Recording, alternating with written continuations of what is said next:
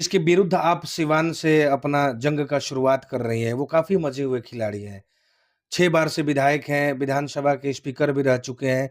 तो किन-किन रणनीतियों को लेकर के आप उनके सामने आ रही हैं? किस पार्टी से चुनाव लड़ रही हैं आप? जी, भारतीय जनता पार्टी से। भारतीय जनता जी। पार्टी से। आपका जो है किसी से या किसी शीर्ष नेता से बात हुआ है कि हाँ, आपको टिकट मिलेगा ऐसा कुछ? बीजेपी के शीर्ष नेता आपको ही सिवान सदर से क्यों टिकट दें? क्यों नहीं टिकट मेरे सिवान सदर का विधानसभा सीट हमेशा से देखा गया है कि राजद का गढ़ माना गया है और इस किला को आप भेदने में कितना कामयाब रहे हैं? मतलब अवध बिहारी चौधरी जी विकास नहीं किए हैं। जी, नहीं, एकदम नहीं किए हैं और वो अगर विकसित किए तो वो अपने घर के लोग के लिए विकसित किए हैं और लोगों के लिए तो मेरे ख्याल से नहीं विकसित किए। हमारी मौजूदगी और उपस्थिति इस समय शहर सिवान के सिवान विधानसभा क्षेत्र में है।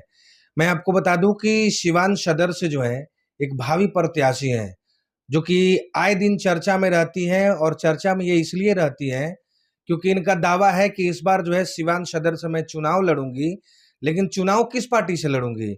मैं भारतीय जनता पार्टी से चुनाव लड़ूंगी और इनका नाम है रूपल आनंद जी। मैडम बहुत-बहुत स्वागत है आपका हमारे चैनल पे। जी, बहुत-बहुत स्वागत आपका भी है और आपके चैनल से जितने भी दर्शक दिखे हैं, उन सभी को नमस्कार। सिवान से चुनाव आप लड़िएगा पक्का मुंड बना ली है। जी, एकदम मूड बन गया है पूरा। हुँ। जी। किस पार्टी से चुनाव लड़ रही हैं आप? जी, भारतीय जनता पार्टी से। भारतीय जनता जी। पार्टी से। आपका जो है किसी से या किसी शीर्ष नेता से बात हुआ है कि हाँ, आपको टिकट मिलेगा ऐसा कुछ भी? जी, बात तो हुई है और उन्होंने बोला भी है कि आपके काम बहुत अच्छे हैं और ऐसे ही आप जगह-जगह जाके लोगों से मिलिए और आप पे आशीर्वाद है। उन्होंने आशीर्वाद ब्लेसिंग भी दी है और बहुत अच्छे से उन्होंने बोले ये भी बोले कि आप क्षेत्र में जगह-जगह घूमिए, तो वो कार्य मैं कर रही हूँ।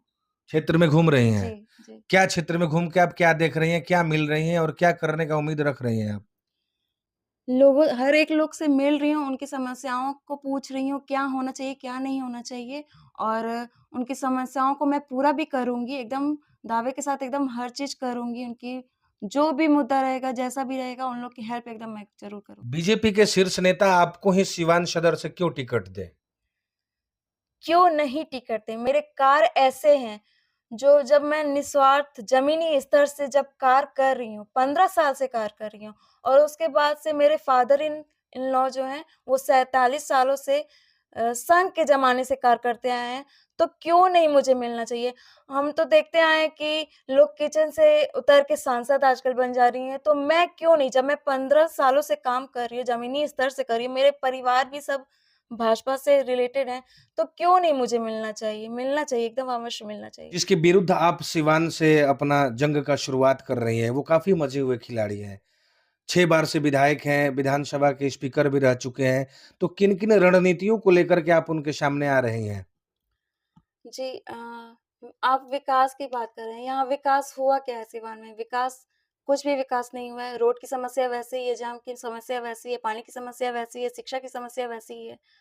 और सिवान को अगर विकसित करना है तो लोग एक टर्म में भी कर सकते हैं, यहाँ पे तो 6-6 बार रहे हैं, तो कोई विकसित नहीं हुआ है सिवान का और खाली विकसित हुआ है, केवल कागज़ों पे विकसित हुआ है मतलब और अवध बिहारी चौधरी जी विकास नहीं किए हैं। जी, नहीं, एकदम नहीं किए हैं और वो अगर विकसित किए तो वो अपने घर के लोग के लिए विकसित किए हैं और लोगों के लिए तो मेरे ख्याल से नहीं विकसित किए हैं।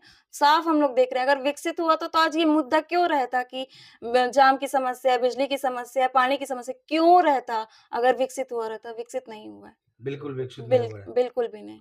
तो आप जो है उन्हीं मुद्दाओं को लेकर के उनके सामने रण में उतरिएगा। जी, ये एकदम। टोटल फेलियर है। जी, जी और करके दिखाऊँगी और करके दिखा के उनको बताऊँगी कि जो करने वाले हैं वो 1 टर्म में भी कर सकते हैं, यहाँ 6-6 टर्म में उन्होंने कुछ नहीं किया और लोकसभा के स्पीकर भी रहे हैं।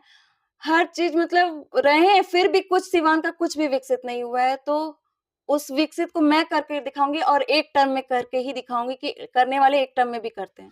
सिवान सदर का विधानसभा सीट हमेशा से देखा गया है कि राजद का गढ़ माना गया है और इस किला को आप भेदने में कितना कामयाब रहिएगा? देखिए, राजद का गढ़ माना गया ये गलत है।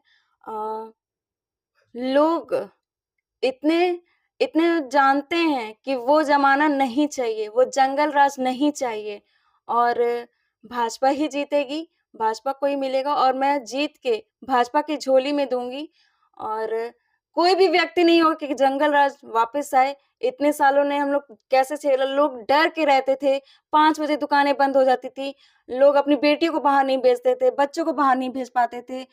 ऐसा था कि माहौल की बड़े-बुजुर्ग भी डरते थे और घर के अंदर रहते थे, तो वो माहौल किसी को चाहिए नहीं। आजकल तो माहौल इतना आगे बढ़ गया है, कंफर्टेबल हो गया है, इलेक्ट्रॉनिक मीडिया हो गया कि लोग बंदिश में नहीं रह सकते हैं, तो बंदिश की कोई भी सुनवाई नहीं है, आरजेडी नहीं आएगी। यहाँ पे आरजेडी नहीं आएंगे, आप पूरा हाँ, संकल्प ले लिए हैं। बिल्कुल, क्यों कोई चाहेगा जंगल राज लाना? कोई नहीं चाहेगा। बच्चा-बच्चा नहीं चाहेगा कि जंगल राज आए। यानी कि आप सिवान का सीट जो है जीत करके और भाजपा के झोली में डालने के लिए पूरा तैयार हैं। बिल्कुल, एकदम उनकी झोली में डालने के एकदम तैयार हूँ और भाजपा ही जीतेगी। सिवान क्या पूरे बिहार, पूरे विश्व में भाजपा ही जीतेगी, एकदम 100% जीतेगी क्योंकि मोदी जी ऐसा काम कर रहे हैं कि लोगों को एक-एक लोगों को सबके लिए सोच रहे हैं, हर वर्ग के लिए बारे में सोच रहे हैं, बच्चों के लिए, बूढ़ों के लिए, महिलाओं के लिए, जो कि आज तक किसी ने नहीं सोचा है, वो मोदी जी सोच रहे हैं और लोग कहते हैं तो भी काम नहीं होता। यहाँ बिना कहे हुए मोदी जी बहुत कुछ दे रहे हैं, हर एक लोग के किसानों के लिए भी दे रहे हैं। पहले इलेक्ट्रिसिटी की भी इतनी प्रॉब्लम थी, पहले कहाँ इतनी लाइटें रहती थी, तो उनको भी किया है उन्होंने, लेड लगवाया, हर एक चीज़ किया, आयुष्मान करवाया, मतलब हर एक चीज़, गैस के लिए भी हम लोग इतने प्रॉब्लम रहते थे, लाइनों में लगते थे हम लोग और आज ऐसा समय है कि ऑनलाइन एक कॉल करने, एक मैसेज करने पे सिलेंडर घर पे आ जा रहा है और जब ये सिलेंडर बाँटने के समय था, तो हम लोग जैसे मोदी जी जब बँटवा रहे थे तो उन इन जो बाँट रहे थे, उन लोग को धूप से निजात पाने के लिए उन्होंने टेंट भी लगाया था कि जो बाँट रहे हैं उनको कितनी दिक्कत है। तो वो छोटी-छोटी दिक्कतों को पूरा कर रहे हैं, तो क्यों नहीं लोग एकदम अवश्य मोदी ही जीतेंगे, बीजेपी जीतेगी, हर जगह से जीतेगी और एनडीए की सरकार आएगी। यहाँ से जी,